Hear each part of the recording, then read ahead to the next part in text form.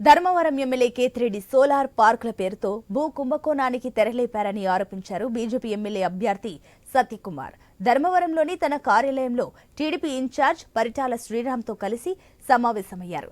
Solar పేరుతో లక్షలాది ఎకరాలను దోచేయడానికి కేతిరెడ్డి వైసీపీ ప్రభుత్వం ప్రయత్నిస్తుందని విమర్శించారు.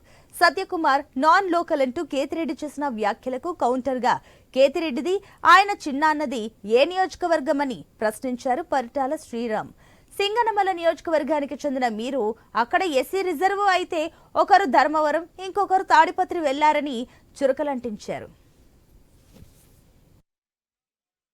ఉత్పాదకతను పెంచడం కోసం సోలార్ పాలసీని తీసుకొచ్చి నాన్ రెన్యూవబుల్ ఎనర్జీ కేవలం 5.8 గిగావాట్లు ఉంటే దాన్ని ఇవాళ 200 గిగావాట్లకు తీసుకెళ్ళింది. ఆంధ్రప్రదేశ్ కూడా దేశవ్యాప్తంగా 16 సోలార్ పార్కులు ఇస్తే ఆంధ్రప్రదేశ్కు 4 సోలార్ పార్కులు. అయితే ఏ ఉద్దేశంతో ఈ పాలసీని తీసుకొచ్చారో, ఏ ఉద్దేశంతో భవిష్యత్తులో కరెంటు కొరత లేకుండా చేయాలని నరేంద్ర మోడీ భావించారో దాన్ని నీరు గార్చే ప్రయత్నం ఇక్కడ రాష్ట్రంలోని జగన్మోహన్ రెడ్డి ప్రభుత్వం చేస్తారు. దానికి 2 ప్రధాన కారణాలు.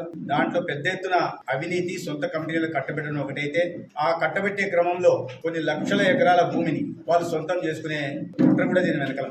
కాంపిటెంట్ అథారిటీ ఏదైతే రేటు డిసైడ్ చేస్తుంది, అప్పటికే 3 లక్షలకు ఒప్పుకున్నారు. సో రైతుల భూములు లాక్కొని 3 లక్షలకి వాళ్ళు కట్టబెట్టే ప్రయత్నం చేస్తున్నారు. అయితే దీంట్లో లీజుకి ఎక్కడైనా ఏ కంపెనీకైనా 31,000 ఇస్తే 1,000 రూపాయలు ప్రభుత్వానికి వెళ్తుంది, 30,000 రైతుకి వెళ్తుంది.